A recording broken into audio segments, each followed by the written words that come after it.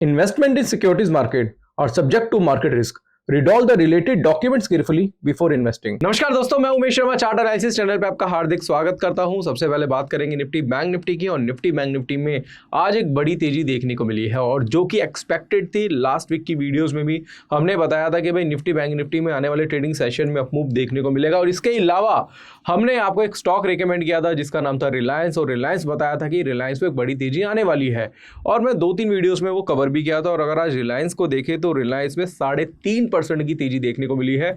रिलायंस ने ही अपने दम पे पूरे मार्केट को बुलिश कर दिया। अब ये पैटर्न क्या था इसके बारे में मैंने पहले भी बताया हुआ है आपको, बट आज मैं आपको बताऊंगा निफ्टी बैंक निफ्टी के बारे में। और कल आपको पता है दोस्तों, कल निफ्टी की एक्सपायरी भी है और कल एक्सपायरी वाले दिन क्या हो सकता है उसके बारे में भी आपको बताना चाहेंगे।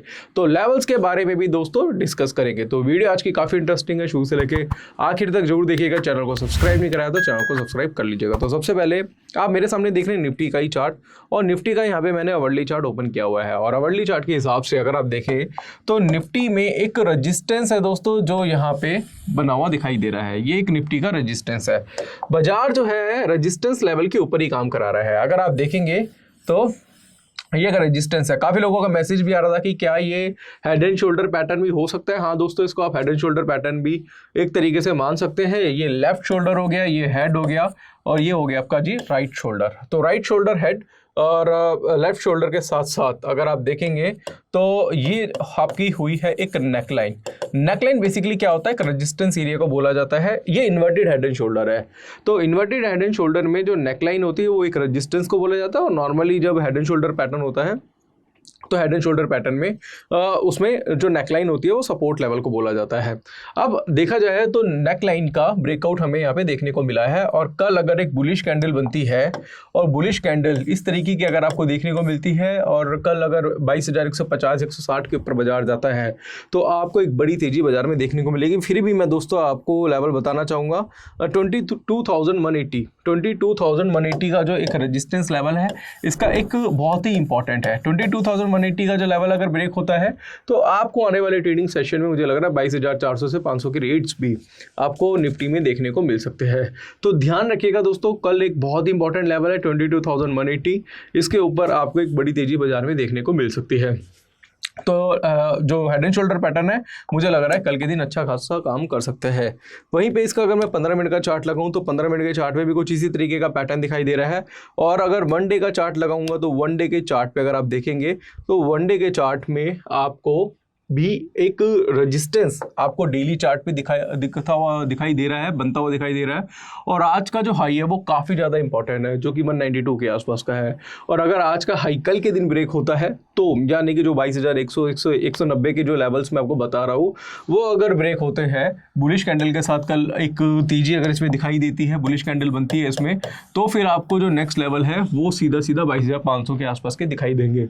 तो अगर आप अवर्ली चार्ट देखें हेड एंड शोल्डर के हिसाब से, या फिर अगर आप डेली चार्ट देखें तो दोनों के हिसाब से आपको बड़ी तेजी इसमें दिखाई देगी।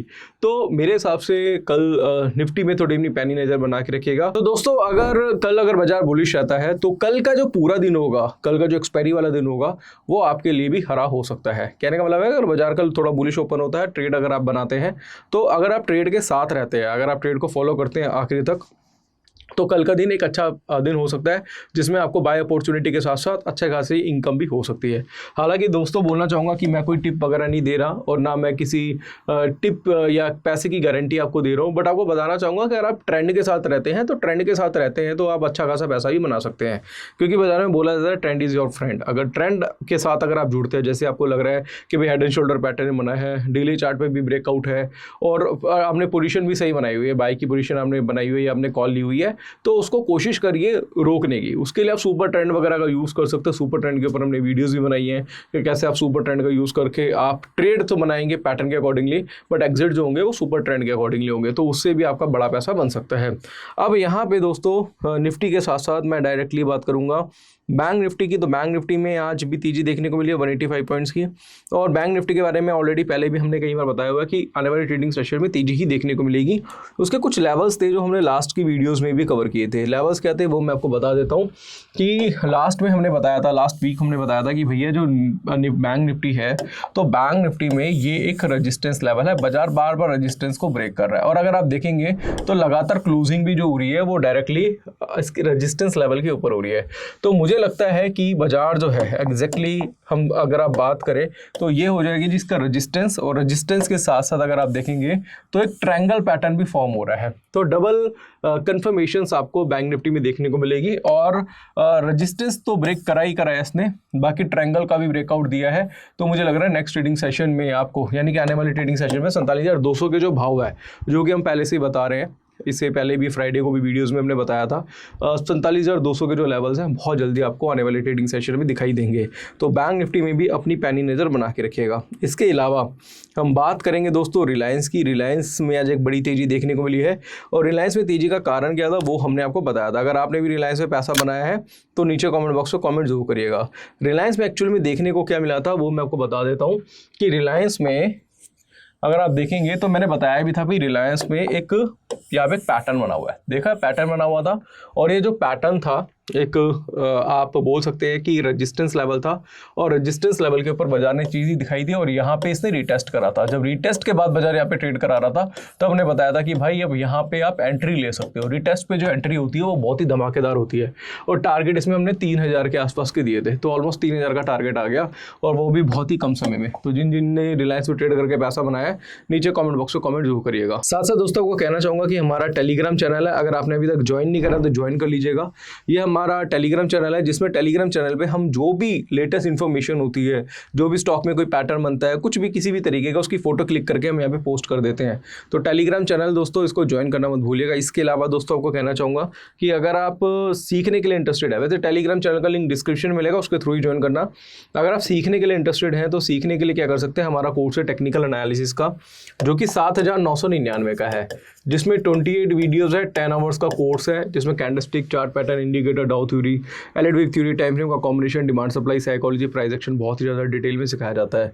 इसके अलावा दोस्तों कहना चाहूँगा कि अभी आपको स्विंग ट्रेडिंग के लिए काफ़ी बेनिफिशियल हो सकता है, या फिर आप BTST ट्रेड करना चाहे, इंटरडे ट्रेड करना चाहे।